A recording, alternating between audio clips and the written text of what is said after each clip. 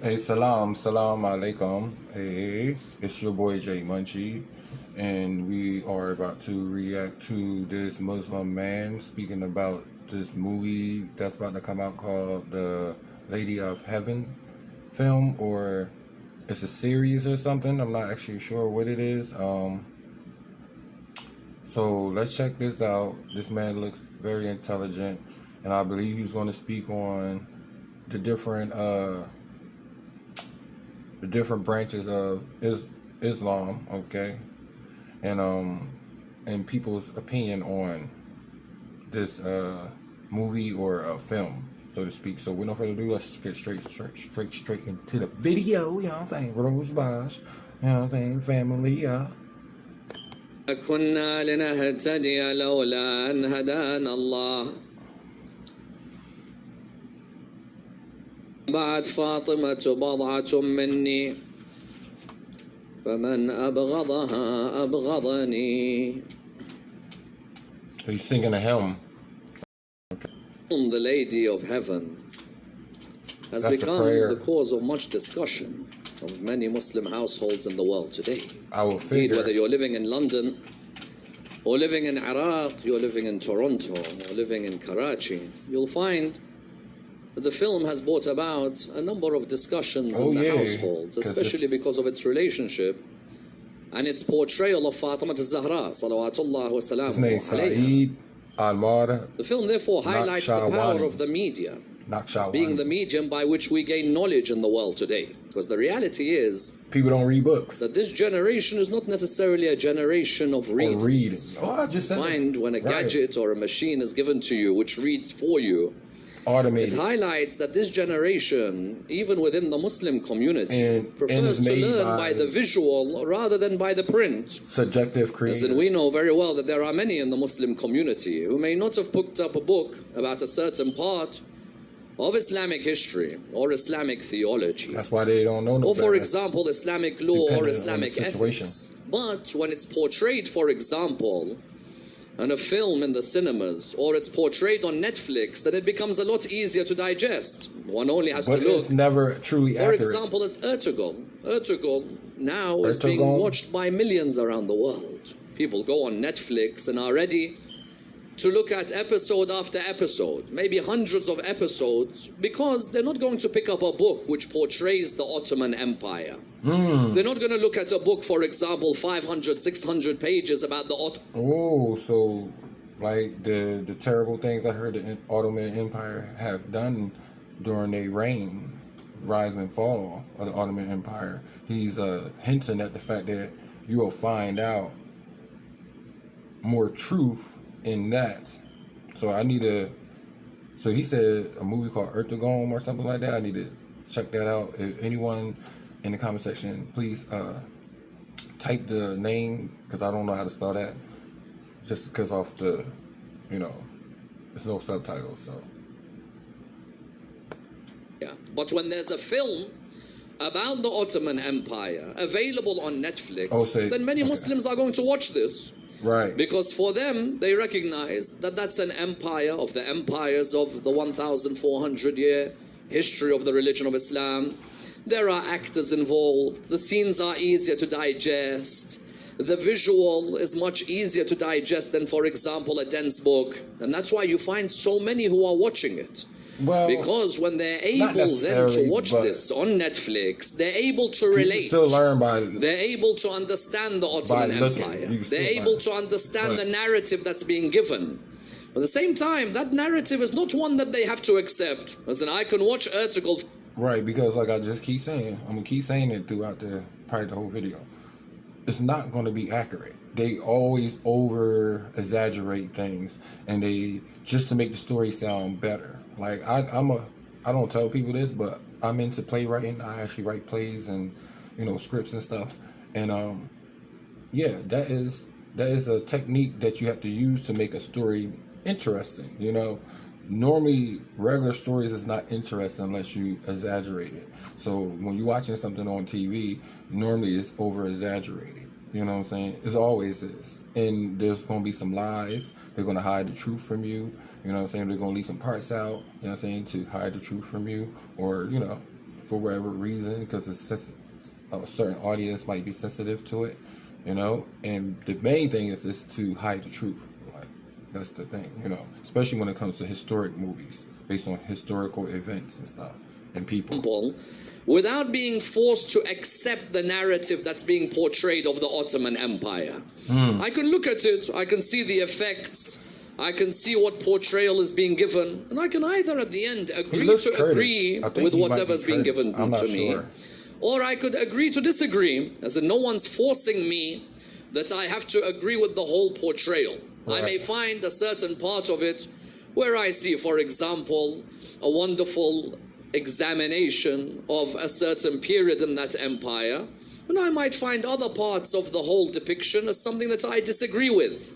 But the main point is that there is something which is available on that period which you're able to watch.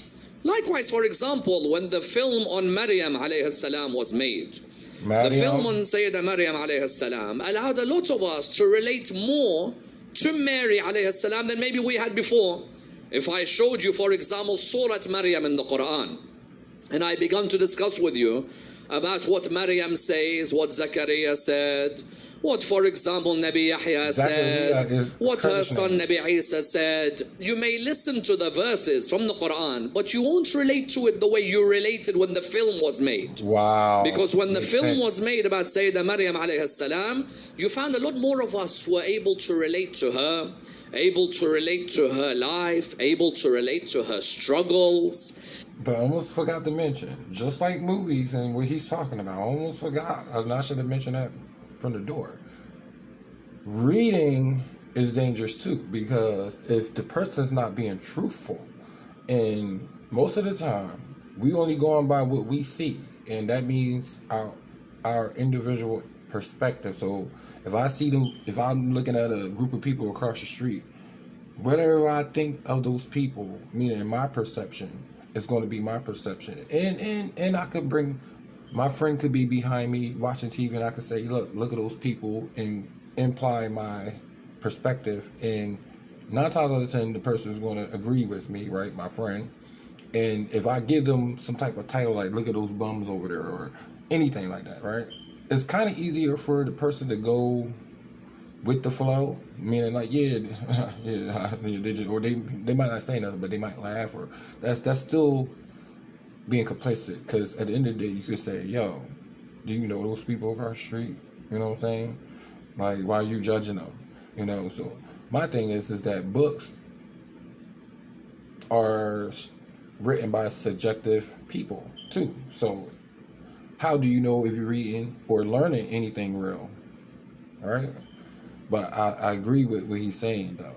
So I just want to see how far he's going to go into it. Relate, for example, to the trials that she faced when she had to announce that as a virgin, she has given birth to this baby boy. Whoa. When we therefore looked at the film clearly has a major effect on our understanding of that particular personality. And that's why it's no surprise that whether it's Ertugrul, whether it's Prophet Yusuf alayhi salam, whether it's Sayyidah Maryam alayhi salam, whether it's a film on Mukhtar al-Thaqafi, whether it's a film, for example, or a documentary or a series like the one that was done a few years ago in the holy month of Ramadan on Umar ibn al-Khattab, or if it's something on Hajjaj bin Yusuf al-Thaqafi, or it's something on Salah ad-Din al-Ayyubi, Muslims have recognized that the best way to get their portrayal or their narrative across to the masses is by making a film, or by, for example, ensuring or establishing that a documentary or a series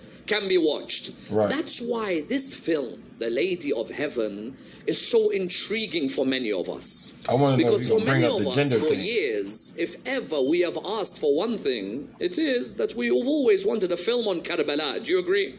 As in every single household in the Shia world, you'll find at one stage or another would have seen a film like Gladiator and said we had the best Gladiator.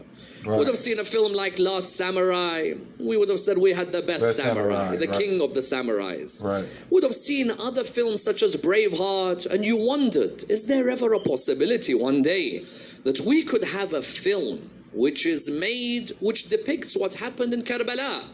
We tried, and there are people who have tried But now, right in front of us, we have a film about the lady who is the very base of Karbala, the mother of the martyrs, and the mother of Imam al-Hussein alayhi salam, Fatima al-Zahra salawatullah wa salamu alayha. When we therefore have this film, when the trailer was released, you cannot but come forward and state that many of us were intrigued when we saw the trailer. Yeah. Even some people would tell you that they had goosebumps when they saw the trailer. As in a person with all of their stereotypes, with all their prejudices, their love eventually for Fatima al-Zahra alayhi salam comes out when they see a trailer that looks like something has been professionally made. For once I could look at something and say that in the same way I'm looking at Ertugrul, I could also have something... But, and it's also what you originally said. Because people want to know about the history. Like, I would want to know the history. But you have to be smart enough to know what they over-exaggerating or what couldn't be. And it's kind of hard because these people that do these videos, direct these movies, they do a real good job of basically what he's explaining, of creating a false imagery of what's actually not happening. And that's basically what I've been saying the whole entire time. You know what I'm saying? Give you false ideas on people, you know what I'm saying? And my main thing is, if no one to this day, the only time you get an accurate time frame of how people were, if someone was still living to tell about how people were living at the time. So those times, just even when you read a book, like I said, he mentions, and he's going to mention something about books too. You know, I know he's going to get deep into detail about books. Okay, now the books, all right? The Quran and the Torah and the Bible, you know what I'm saying? All written by man. And I respect religion to a certain extent, you know what I'm saying? I'm not religious, but at the end of the day, I do this because I want people to know, like, at the end of the day, it's all about peace. It's not about, in my opinion, for me, and if you want to be the same way or you're already the same way, it's not about being different. Like, people so worried about being different, like it's that important. It's not that important. You see people that's different are the most judged, right? So you only make yourself a product to your own environment, basically, at the end of the day. You know what I'm saying? Meaning inclusion. Fatima al-Zahra alayhi salam. So at the beginning, as soon as the trailer came out, you had many people who were excited. Then all of a sudden, within our community, a group emerges and different discussions emerge. And of course, everybody has their right to posit their opinion. At the end of the day, like we said with Ertugrul, you could either agree with that depiction of the Ottoman Empire or disagree. You as a Shi'i may have grievances with the Ottoman Empire. Doesn't mean you're going to deny that something good may emerge from that particular depiction. Right. You find that some people now are asking the question that do we support such a film or not? We love Fatima al-Zahra alayhi salam. Well, it doesn't matter. We recognize it's about that the Fatima truth. al-Zahra alayhi salam's life, especially because if you don't support it, it's a reason why you don't support it. Where there are trials and there are tribulations. There are periods of sensitivity. There are moments where the main figures in the history of Islam may have a difference of opinion with each other. Do we allow the whole world to look at what happened or not? Is it right for us, or do we have the freedom to allow the world to see to what happened to Fatima al-Zahra alayhi salam, or should we remain in the background and not discuss this? Because this seems to be what is the base of not only a slanging match between certain groups. Oh, because some people don't want it to be exposed. But also, like I said. it seems to be the base of the confusion at the moment. I love Fatima al-Zahra. I remember her every year. I remember her good times, but I also remember her difficulties. And now there's a film that has been produced, a film that has been directed, a film that's available for everybody to watch. But do I support this film or not? Especially if the people behind the film are people who I may not necessarily agree with all their opinions. Because we're in the Muslim community, we do sometimes have this issue where we don't look at who's speaking. What we do is we don't look at what they're saying. We look at who's speaking. Isn't that true? So, for example, when there's someone giving a lecture, you have this thing sometimes in the Muslim community. It doesn't matter if the lecture's great. I don't like him. Okay, but do you admit that the lecture was a lecture that benefited you? Yeah, but I don't like him. that, in a way, has been an impediment for us in our growth as Muslims. Because on the one hand, we talk of freedom of speech, we talk of no compulsion. Right. But on the other, if we're a groupie of someone, we cannot stand another. Right. We cannot accept a plethora of opinions or a plethora of worldviews. Right. That's why I do and it therefore, on my when we channel. look at this film, you'll find that there are some, irrespective of what their opinion is and their love is for Fatima al-Zahra alayhi salam, will look at it and straight away say, the fact that I know certain people are associated with this film means there's no way I'm going to support it. Okay, but what if what the film is portraying is something that you believe in? Right. Are we allowed, are we able to separate our personal opinions on somebody from their narrative or their portrait? I'm going to say this now. You should be. No movie, it don't matter if the movie is non-fictional. It doesn't matter if it's a sci-fi movie. It doesn't matter. Anything that you watch, anything that you read will have some type of influence on you, okay? If it grabs your attention, okay? Period. Whether it's bad or good, okay? It's like I smoke, okay? Bad influence, okay? And I didn't spark it up. I'm taking my sweet time because I'm not going to do it because I don't want to be an influence to you guys. Yeah, you see me doing it, but I'm not trying to influence no one to do it. You know what I'm saying? That's my issue that I have to deal with. You know what I'm saying? But at the end of the day, he's right. But at the same time, I agree and I kind of disagree with him. But my main thing is that, yeah, at the end of the day, this world has a hard time with us being accepted to the truth. And then the other thing I want to mention is that I understand the other reason why they wouldn't want. It's like someone that you cherish so much, right? And it's like, I'm not going to let you send them off in a certain way because I know that person. That means I can't trust you to tell the full truth and nothing but the truth about this person. You might say something or throw a little curveball into the mix, you know what I'm saying? It's like someone that just started a job, right? And maybe one person knows the person and they're like, oh, that person is awesome, he's amazing, or she's amazing, he, you know. And all the person got to do, you know what I'm saying, is to disagree. And sometimes I feel like people like to disagree on purpose, like deliberately, like as soon as these, and that's, to me, I feel like that's why we have religions, we have groups, that's why we have tribes, categories, whatever. Because like I said, people always want to be a little bit different. They don't mind being a group, but if there's so many people over there believing in one thing, and it's like, it's a mind-boggling thing, you know what I'm saying? But when it comes to these people and their religion, y'all religion, yeah, should it be? I don't know. I mean, I'll just say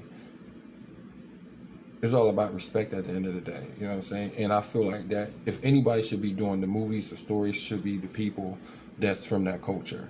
You know what I'm saying? And it should be directed. It should not have no ties in with anyone that has nothing to do with the culture. But like I said, at the end of the day, that's dangerous too because people could leave things out. So he got a point, but it really doesn't matter. The point is, do not get inspired by what you watch and see. You just go by your intuition. You know what will work for you. You know what gets you. You know what I'm saying? So you use those tools, like what you watch and what you see. You don't go and grab a gun because you think, I watch a hood movie, so for me, go grab a gun and, you know, want to be a thug because I see people being thugs on TV and because it looks cool, that's not the third. Even on the street, I see people out there doing it. Actually, even though I ended up being around that, I still ended up not liking being in it at the same time. It was one of those situations like, well, I'm going to have to do it because this is the only way I can, you know, I had to hustle, so I took the fundamentals and didn't do no real bad. I ain't hurt nobody, you know what I'm saying? Of course, I had to protect myself sometimes, but I didn't never imply my, what I was about onto people. And that's the thing. Do not get inspired by things that you shouldn't be inspired by. You know, you should know that when you're watching certain things and when you're reading certain things, it's just a story. So what he's saying is that that's the issue. It's like, how do you separate that? And it's easy, but you have to mentally know that if you're watching Boys from the Hood, you got to know that even though as inspiring and you might start feeling a little ghetto after, you feeling like you're a boyfriend of the hood after the movie, you need to sit yourself down and chill and realize you just watched the movie. That's not real, okay? It's like certain aspects of it, yes, that, drive-bys and, this is what happens when you do this, so the elements and the messages be real, in most of the movies, in the movie he's talking about, but it's always over exaggerated. So that's all I'm gonna say. This video was long. If you want a part 2, let me know in the comment section. And he's very intelligent. I just want to hear more of him.